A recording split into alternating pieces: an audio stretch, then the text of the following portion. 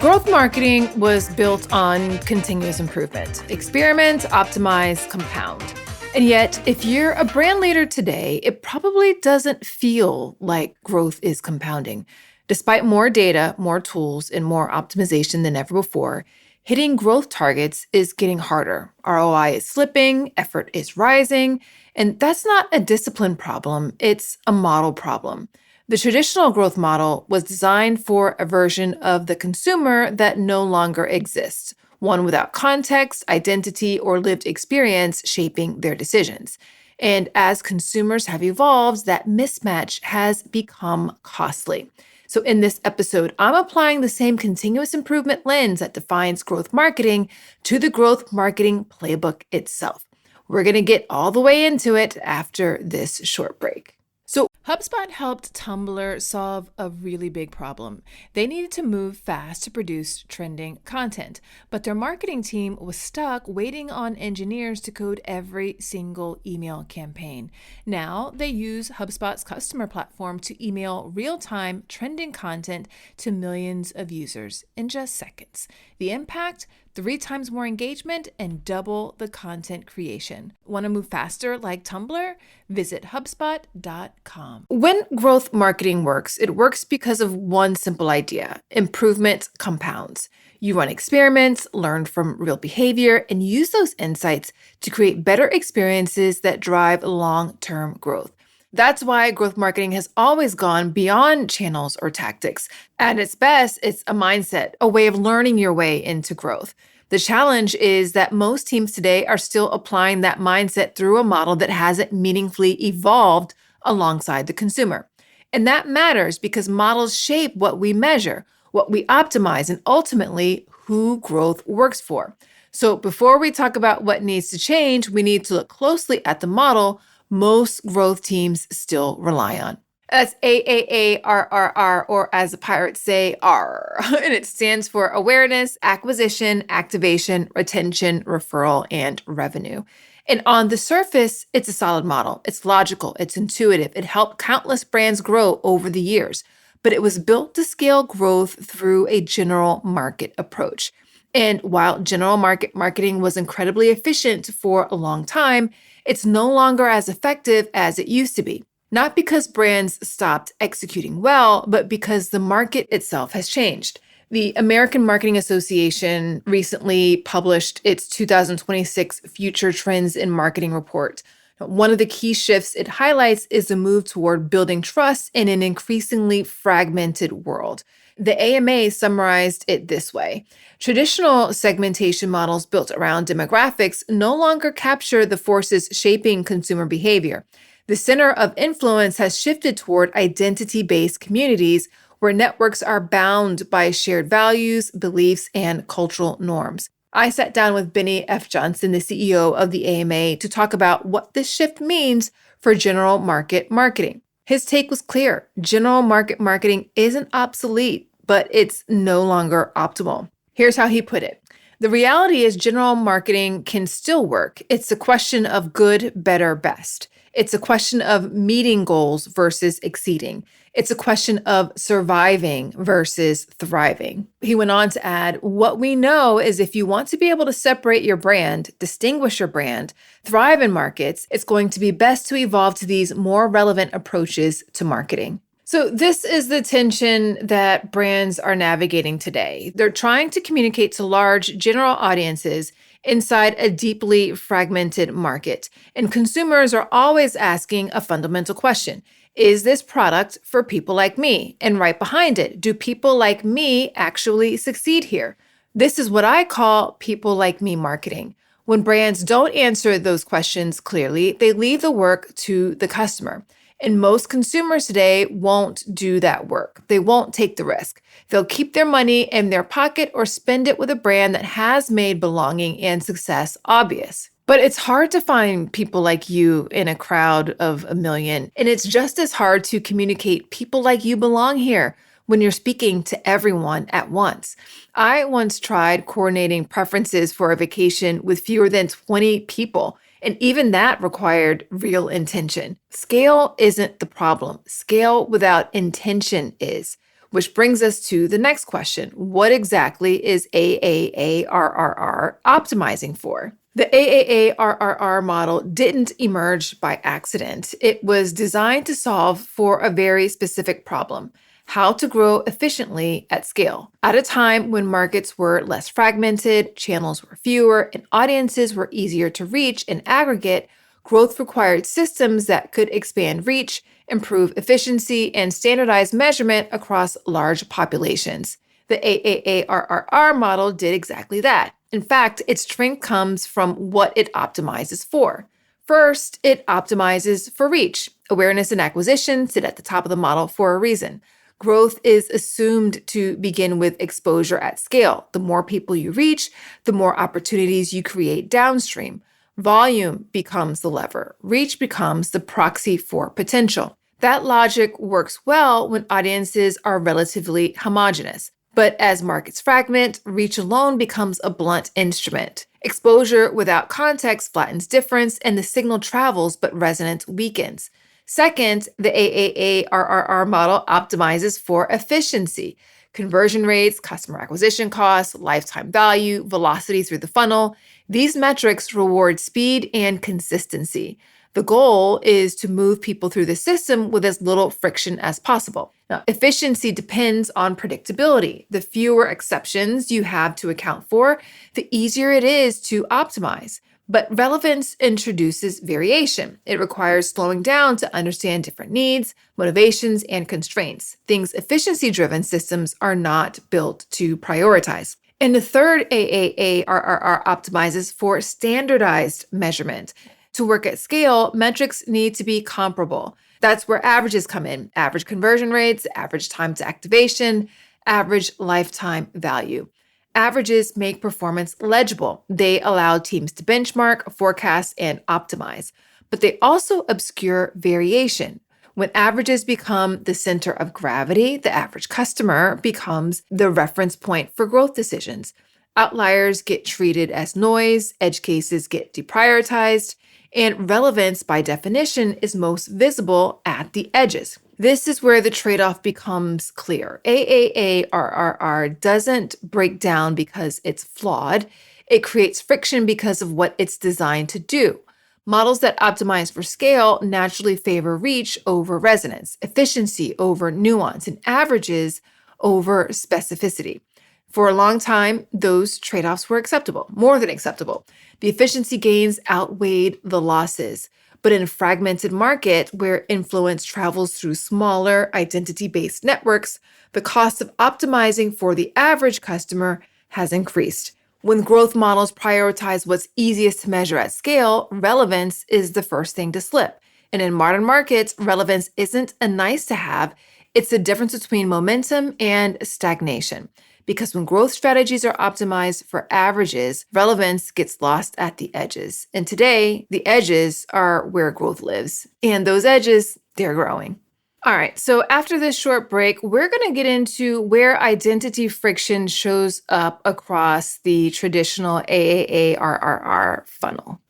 Okay, I've got another podcast recommendation for you. It's The Science of Scaling, hosted by Mark Roberg, and it's brought to you by the HubSpot Podcast Network, the audio destination for business professionals. Each week, Mark, who is a founding CRO at HubSpot CRO and is also a senior lecturer at Harvard Business School, sits down with the most successful sales leaders in tech to learn the secrets, strategies, and tactics to scaling your company's growth. One episode that would be really beneficial for you to have a listen to is The Critical Importance of Focusing Your ICP with Dan Sparing, who is the founder of Align ICP. And another one, which also might be super interesting for you to have a listen to, is How to Cold Call When 90% Hang Up. And this is a live role play that he's done. Listen to The Science of Scaling wherever you get your podcasts. So let's walk through the AAARRR model and look at where identity friction shows up in practice. As a reminder, friction is the enemy of growth. The more friction that exists at each stage of the funnel,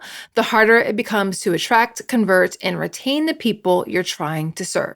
What I'm about to walk you through isn't theoretical. These are real examples from client work, growth audits, and research where consumers explained, in their own words, why they disengaged. So let's start at the top, at awareness.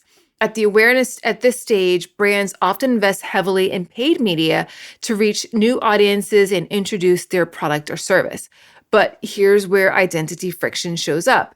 If your media strategy relies exclusively on general market channels that underrepresented or underserved communities don't actively engage with, you're invisible to them, no matter how much you spend. I worked with a client who wanted to grow within the Hispanic community, but was running only general market ads. When I audited the campaign and spoke directly with consumers, the feedback was clear. People didn't see themselves reflected in those ads, so they tuned them out. They didn't see, quote unquote, people like me, so they assumed the product wasn't for them. That's identity friction at the awareness stage. Next up is acquisition. Identity friction doesn't stop once someone is aware of you. It shows up even when intent is high. Here's a simple example. My husband once searched for a barbershop nearby, but he searched in Spanish. Nothing relevant came up. See, I was standing right next to him and I searched in English and found a barbershop less than 50 feet away from where we were standing. Same location, same intent, different identity signal.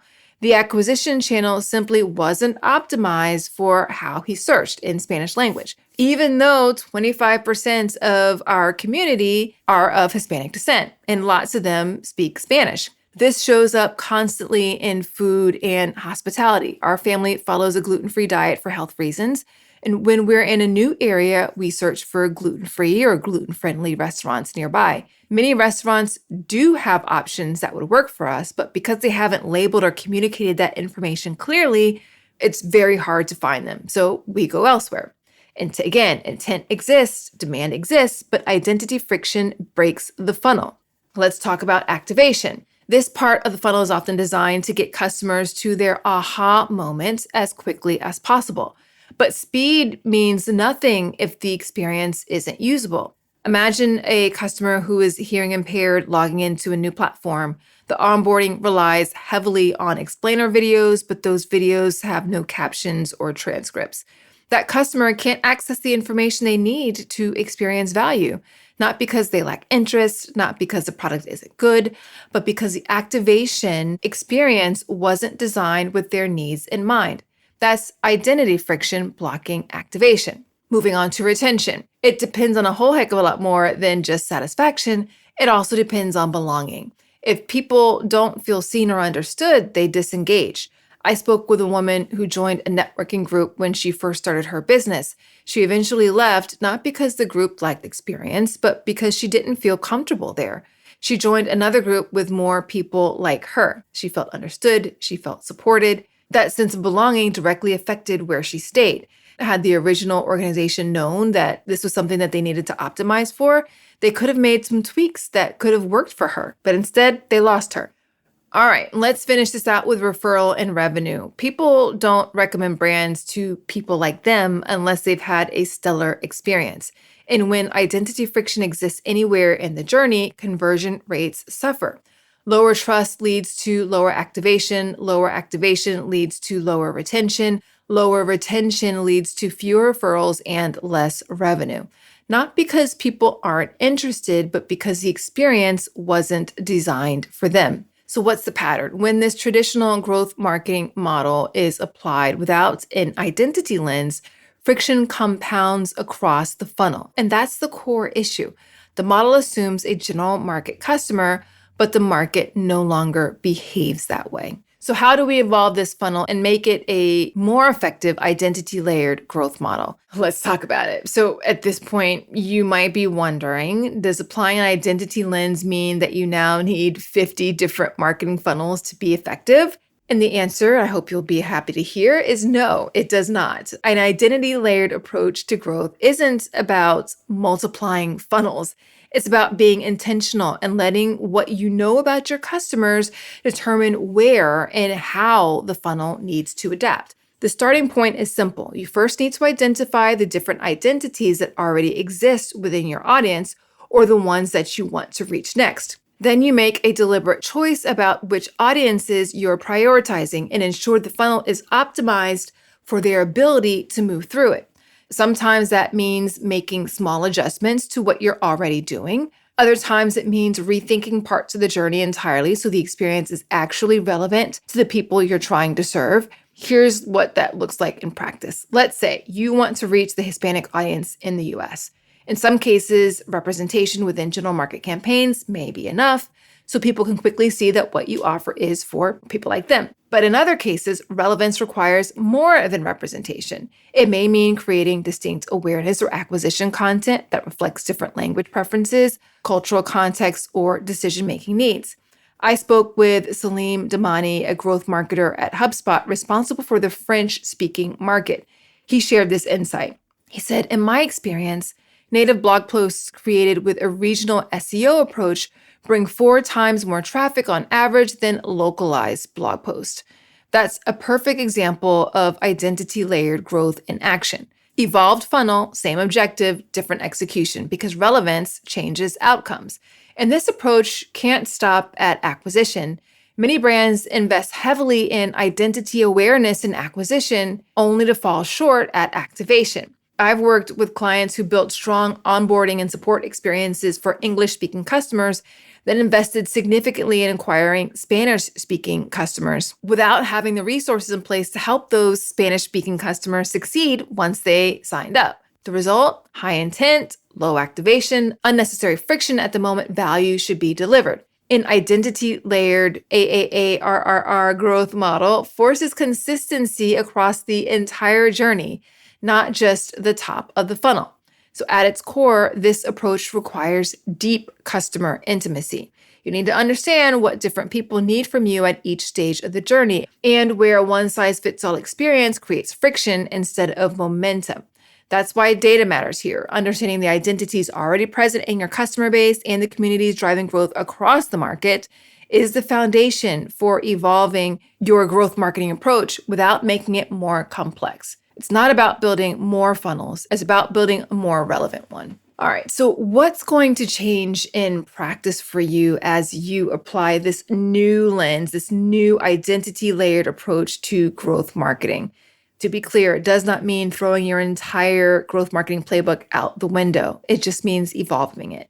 Think of it like this. Your life changes as your family grows. At one point, you may have been living and operating as a single person. Then later on, perhaps you married into a new family with a different culture, different norms, and different needs. You didn't stop being who you were. You integrated, you adapted. You created new ways of operating based on a new reality.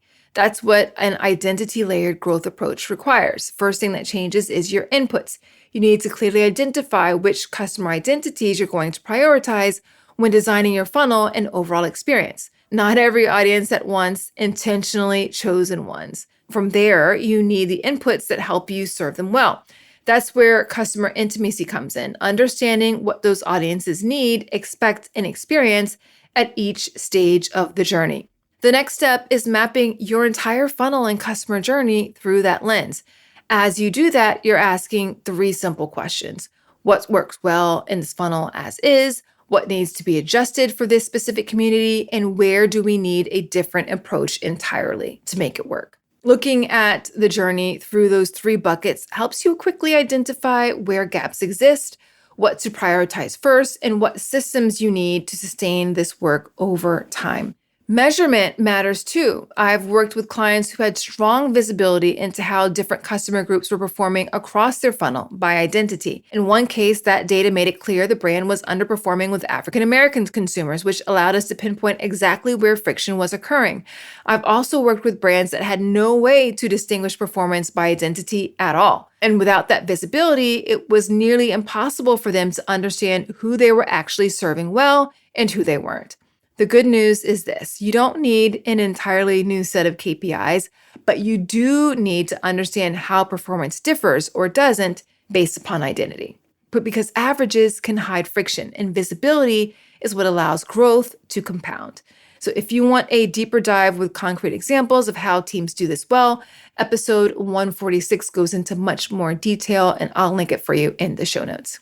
All right, so as mentioned, growth marketing has always been about continuous improvement, learning faster, reducing friction, compounding results over time. That goal hasn't changed, but the environment we're operating in has. Today's consumers are more diverse, more values-driven, and more context-aware than the models we're still using to reach them. And when growth strategies don't reflect how people actually make decisions, friction shows up everywhere, slowing momentum instead of compounding it. That's why this isn't about abandoning the tools and frameworks that got us here. It's about evolving them. An identity-layered approach to growth doesn't make marketing more complex. It makes it more precise.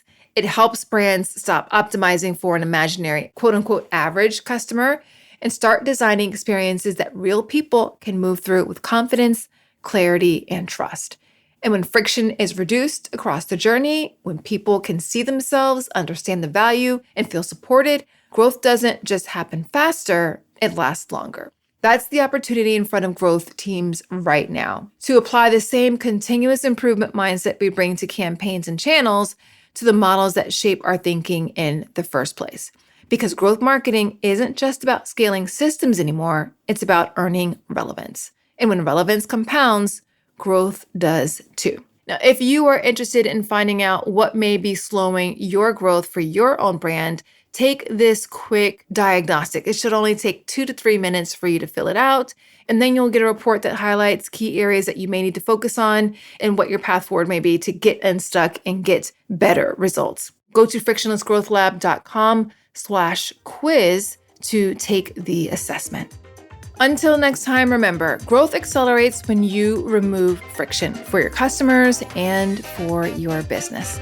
Thanks so much for listening. I'll talk to you soon.